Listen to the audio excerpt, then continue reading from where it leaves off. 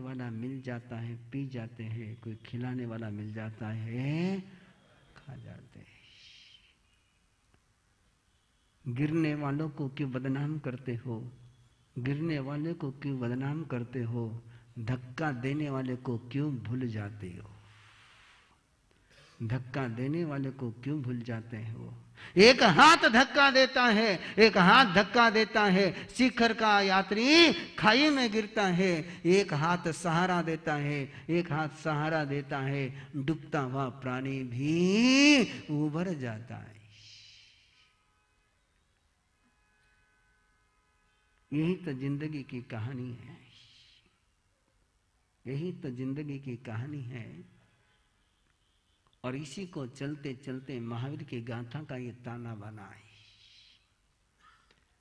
13 जन्मों तक फिर प्रभु का शासन न मिला, 13 जन्मों तक फिर प्रभु का शासन न मिला, 17वें जन्म में प्रभु का शासन भी मिला तो बहुत दुख से, 17वें जन्म में प्रभु का शासन भी मिला तो बहुत दुख से। और शासन मिलकर के भी टिक न पाया, शासन मिलकर के भी टिक न पाया। तप करके भी नरक का पाथे इकट्ठा किया, तप करके भी नरक की शक्ति प्राप्त करी। जिस तप से मोक्ष में पहुंचा जा सकता था, जिस तप से मोक्ष में पहुंचा जा सकता था, उसी तप से नरक का रास्ता खोद निकाला विश्वभूति के भव में भगवान महावीर की चेतना ने। विश्वभूति, विश्वनंदी राजा और विश्वनंदी राजा का बेटा विशाखनंदी, विश्वनंदी राजा का बेटा विशाखनंदी और विशाख भूति का बेटा, विशाख भूति का बेटा विश्वभूति। विश्वनंदी बड़ा भाई राजा है और विशाख भूति छोटा भाई है।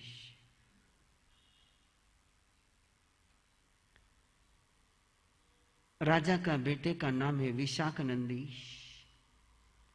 और छोटे भाई के बेटे का नाम है विश्वभूति। अभी तुम याद रख लेना, आगे मुझे याद नहीं रहना है।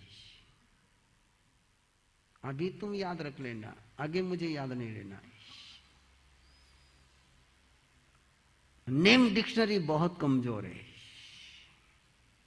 है ना, नेम डिक्शनरी बहुत कमजोर है।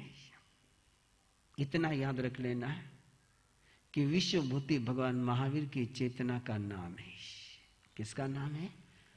भगवान महावीर के चेतना का नाम है। ये छोटे भाई के बेटे, किसके बेटे?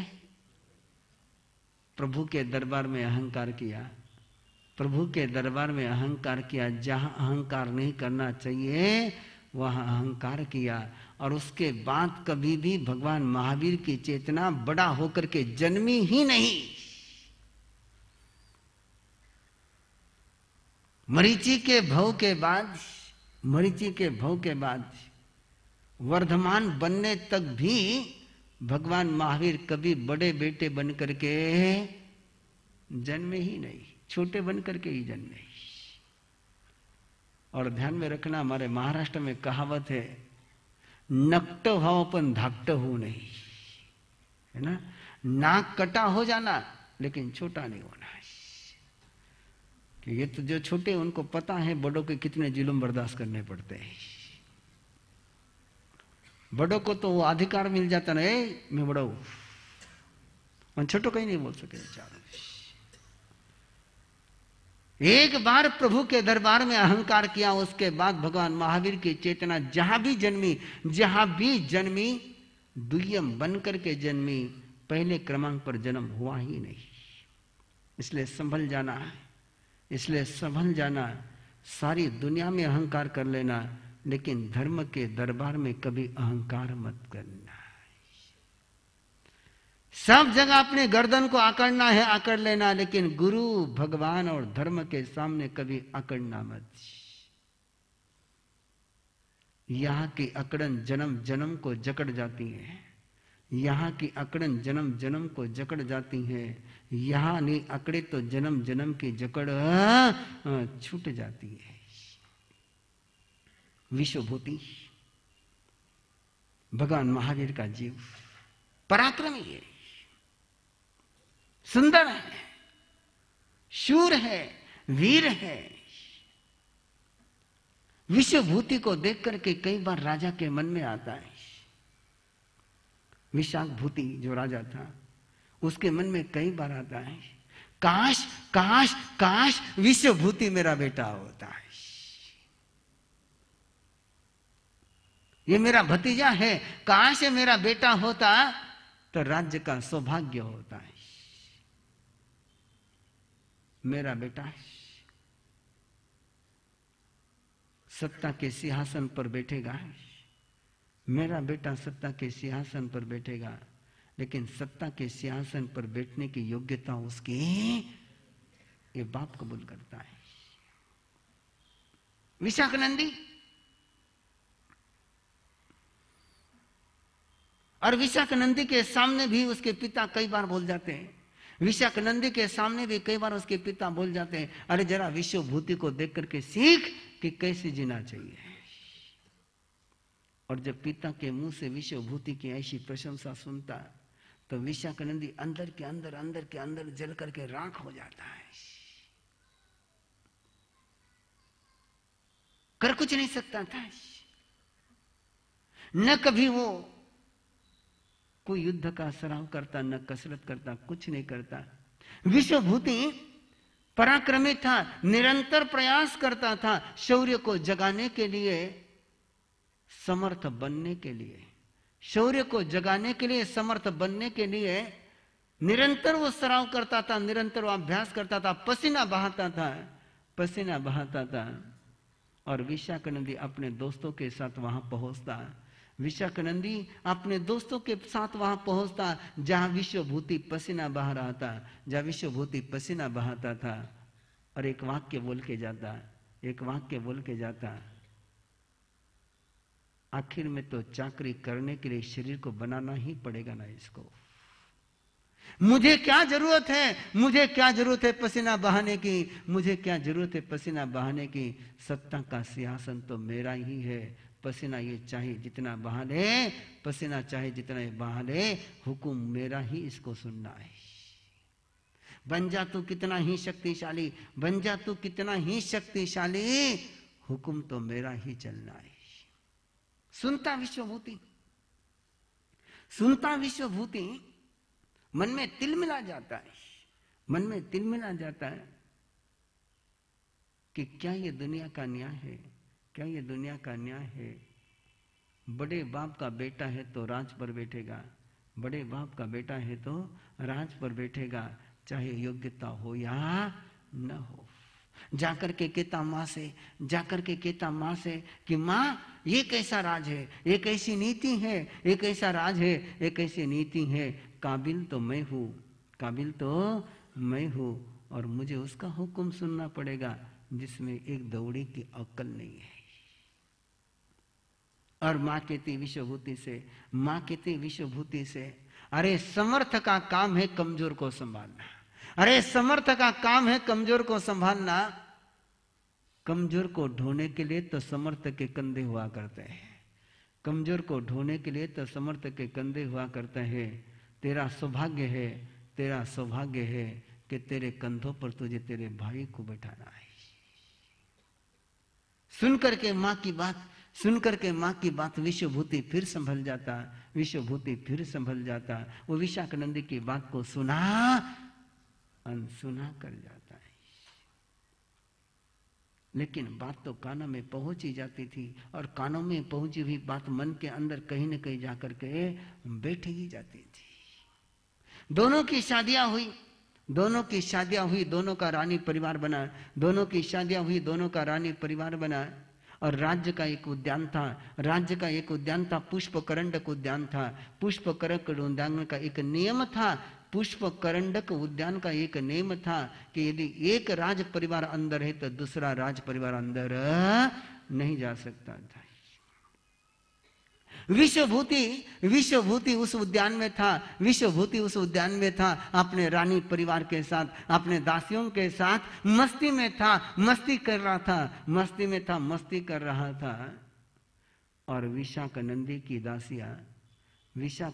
दासियां फूल चुनने के लिए उद्यान में पहुंची।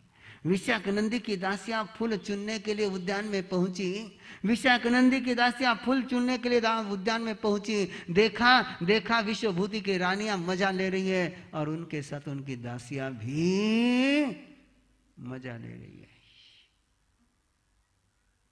फूल चुन करके वापस लौटी, लेकिन दामन में कांटे लेकर के आई। विश्वभूति उद्यान में है, इसलिए दासियों की मजा है, हमारा विशाखानंदी उद्यान में नहीं, इसलिए हमको तो ऐसा ही रहना पड़ता है। मैं ऐसा कर गुजरूंगी कि उद्यान में विशाखानंदी होगा, विश्वभूति उद्यान के बाहर होगा। कौन सोचती है? दासी सोचती है। कौन सोचती है? दासी सोचती है। और ये तो इतिहास का पन्ना है। सत्ताधीश हार जाता है, दासी जीत जाती है। सत्ताधीश हार जाता है, दासी जीत जाती है। दशरथ का हुक्म चला नहीं, राम का अभिषेक हुआ नहीं। अभिषेक तो उसी का हुआ जिसको मंथरा ने चाहा। किस सत्ता के घमंड में हो, जिसके पास कोई अधिकार नहीं था, उसका सपना पूरा हो गया। जिसके पास अधिकार था वो मौत के मुंह में पहुंच गया। सत्ता थी दशरथ के पास, दशरथ का सपना टूट गया और वो भी मौत के मुंह में पहुंच गया। सत्ता नहीं थी दासी के पास, उसका सपना पूरा हो गया है। दासियां लौटी है और जाकर के राजमाता से कहती है, कौन है इस राज्य की राजमाता? राजमाता ने कहा, मैं हूं। बोले, तुम राजमाता हो तो तुम्हारा बेटा अनाथ क्यों है? बोले, क्या बोलती है? जुबान संभाल कर बात कर। क्या बोलती है? जुबान संभाल करके बात कर। वो राजा है, मैं राजमाता हूं। वो राजा है, मैं राजमाता हूं। मेरा बेटा अनाथ कैसे है? बोले, अनाथ नहीं तो और क्या है? महल की छत पर से उद्यान को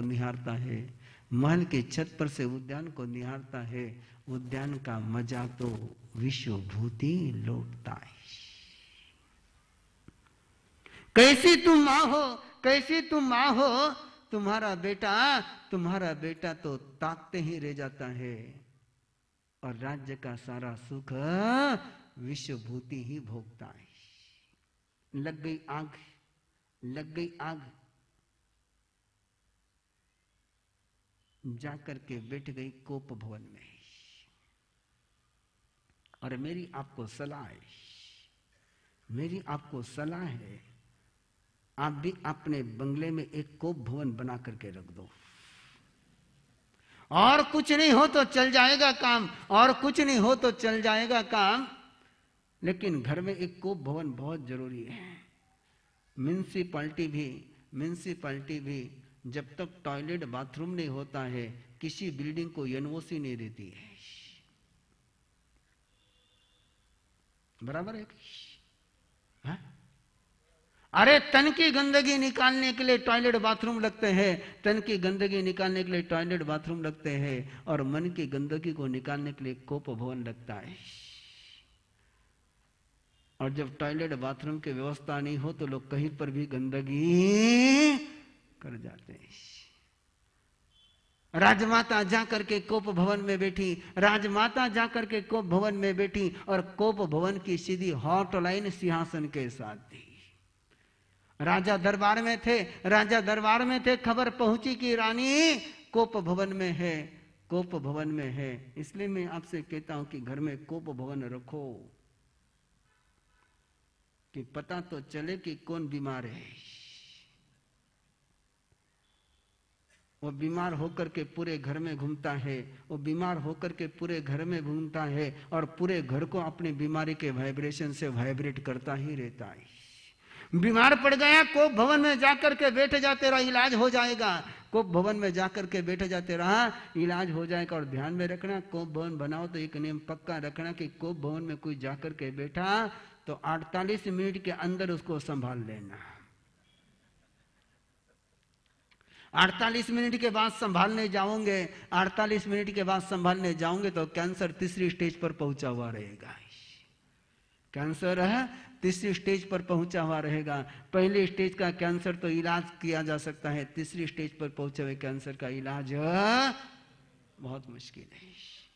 इसलिए जैसे राजमाता कोप भवन में जाकर के बैठी, जैसी राजमाता कोप भवन में जाकर के बैठी, राजा सारा सत्ता का सिंहासन छोड़ करके, सत्ता का सिंहासन छोड़ करके कोप भवन में जाकर के पूछता है कि क्या हुआ?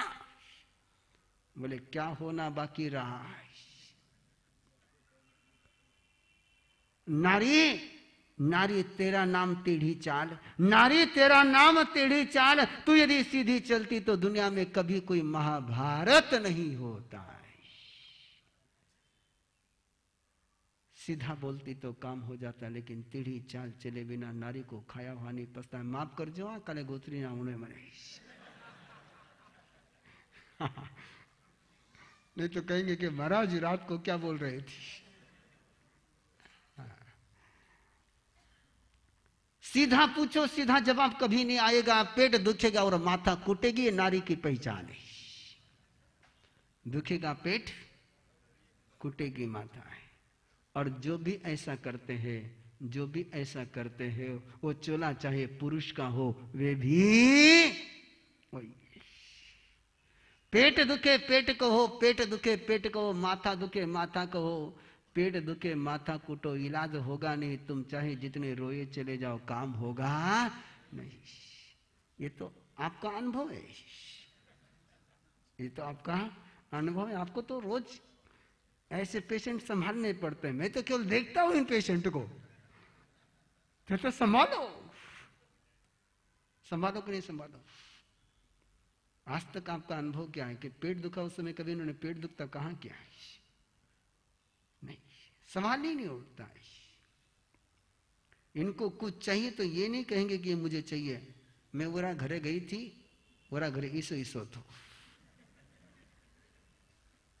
है ना। उनका सामने माने कितनी शर्म आ गई कि अपना कने सो कई को नहीं है। सीधा मांगना तो संभालना नहीं। पूछा राजा ने क्या हुआ, रानी ने कहा क्या होना बाकी रहा। बोले हुआ क्या बता तो दे, हुआ क्या बताता दे। बोले तुम्हारे रहते मेरे रहते, तुम्हारे रहते मेरे रहते मेरा बेटा अनाथ है, तुम्हारे रहते मेरे रहते मेरा बेटा अनाथ है। और बेटा अनाथ हो तो तुम्हारे और मेरे जिंदा रहने का क्या मतलब है? कहा राजा ने, कहा राजा ने, अरे तू जिंदा मैं जिंदा, बेटा अनाथ कैसे हो सकता है? बेटा अनाथ कैसे हो सकता है? अनाथ नहीं तो फिर राज्य का सुख उसके भाग्य में क्यों नहीं? राज्य का सुख उसके भाग्य में क्यों नहीं? बोले क्या तकलीफ है? बोले राज उद्यान में विशाखानंदी को प्रवेश नहीं है। बोले विश्वभूति वहां होगा, आज है कल निकल जाएगा, आज है कल निकल जाएगा। जब वो नहीं होगा तब विशाखानंदी चला जाएगा। बोले नहीं, आज की आज तुम राजा हो, तुम राजा हो, तुम्हारे पास सत्ता है, तो आज की आज विश्वभूति उद्यान के बाहर होना चाहिए। और विशाखानंदी आगे क्या होता है, किसकी चलती है, कल देखेंगे। आज यहीं पर मंगल पाठ के साथ एक सूचना। नवकार तीर्थ कलश का अनुष्ठान, नवकार तीर्थ कलश अनुष्ठान की जिम्मेदारी बेंगलोर के राजाजी बाजार के युवक मंडल ने ली। लेकिन वो कार्यक्रम इतना प्यारा कि सभी उनके साथ जुड़ने के लिए तैयार हो गए। तो समिति बनी है राजा नगर की नहीं, नौकार तीर्थ कलश अनुष्ठान समिति बेंगलोर। नौकार तीर्थ कलश अनुष्ठान समिति बेंगलोर। जवान में और बूढ़े में थोड़ा सा अंतर है। बूढ़े कहते जरा देर करके, जरा ठहर कर काम करेंगे, जवान कहते आज का आज करेंगे। आज ही उनकी बैठक हुई सुबह, और मैं तो सोचता था कि चतुर्मास में कार्यक्रम होगा, और आज तय हुआ कि भगवान महावीर के तीर्थ स्थापना दिवस पर वैशाख शुक्ला 11 इस बार केवल ज्ञान और तीर्थ स्थापना 10वीं और 11 एक ही दिन है। 10वीं और 11 एक ही दिन है। और उस दिन बेंगलोर का पहला नवकार तीर्थ कलश अनुष्ठान 108 परिवारों के लिए। कितने परिवारों के लिए? हाँ, पहला अनुष्ठान केवल 108 का ही करेंगे। बाद में जब आप सब तैयार हो जाएंगे तो 1008 का करेंगे। पहला ट्रायल बेस पर 108 का है। और 13 तारीख को जाप होगा, 14 तारीख को अनुष्ठान होगा। बाकी सारी जानकारी के लिए आप अनुष्ठान समिति से संपर्क करें। कार्यक्रम 13-14 मई को होगा। बाकी सारी जानकारी वो आपको देंगे। मंगल पाठ। गुरुदेव की आज्ञा से चत्तारी मंगलम अरिहंता मंगलम सिद्धा मंगलम साहु मंगलम केवली पन्नतो धम्म मंगलम। चत्तारी लघुतमा अरिहंता लघुतमा सिद्धा लघुतमा साहु लघुतमा केवली पन्नतो धम्मो लघुतमा। चत्तारी शरणं पवज्जामि अरिहंते शरणं पवज्जामि सिद्धे शरणं पवज्जामि साहु शरणं पवज्जामि केवली पन्नतं धम्मं शरणं पवज्जामि। 4 मंगल 4 उत्तम 4 शरणा दुख हरना सुख करना और न शरणा कोई। जो भव्य प्राणी करे आराधन तो अक्षय अमर पद होय।